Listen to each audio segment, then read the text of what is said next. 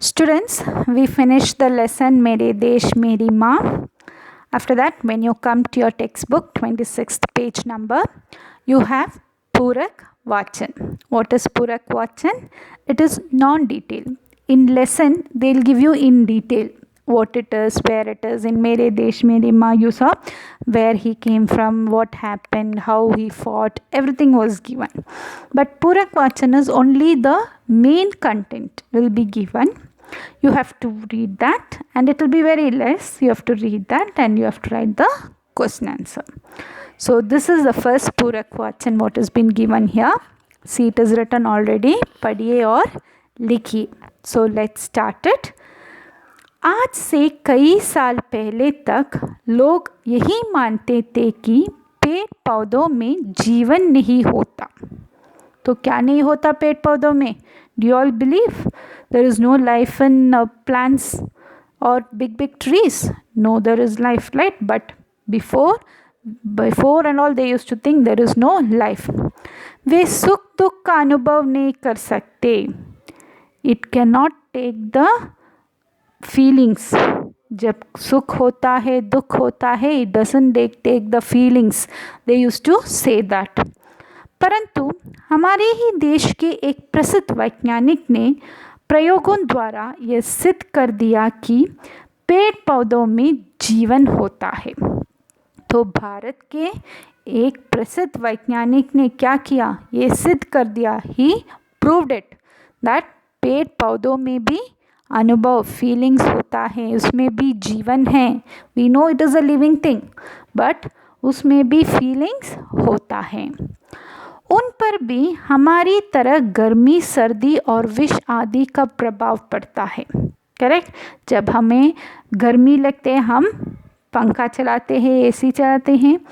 सर्दी लगते हैं तो कंबल लगाते हैं, स्वेटर लगाते हैं. वैसे भी पेड़ पौधों को भी गर्मी लगते हैं. कैसे हम जानते हैं? If you all are plant lovers you know it. When it is in the hot sun, it is standing. In the evening when you go see how it will be like a full closed, leaves and all closed, everything like that it will be. So और विष आदि का प्रभाव, whether if you have done something wrong or something not good, some poisonous or some harmful chemical you have put in that plant, the plant will dry off and go. So इन सब का प्रभाव उनमें भी पड़ते हैं.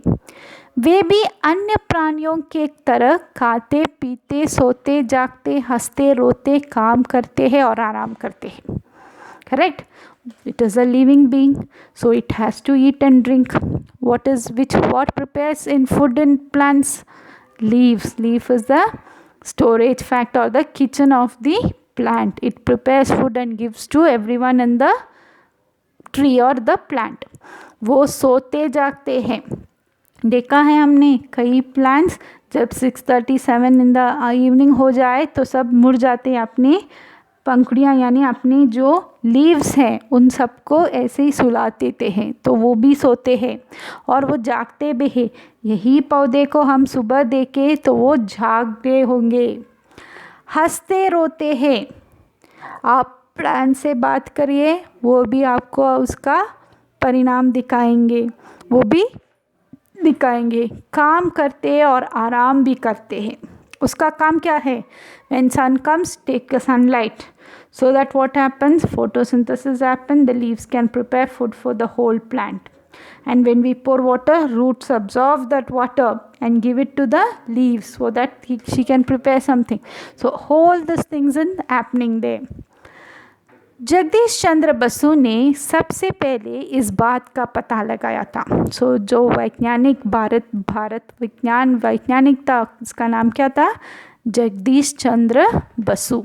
वही सबसे पहले सबको बताया कि पेड़ पौधों में भी जीव होते हैं, अनुभव होते हैं.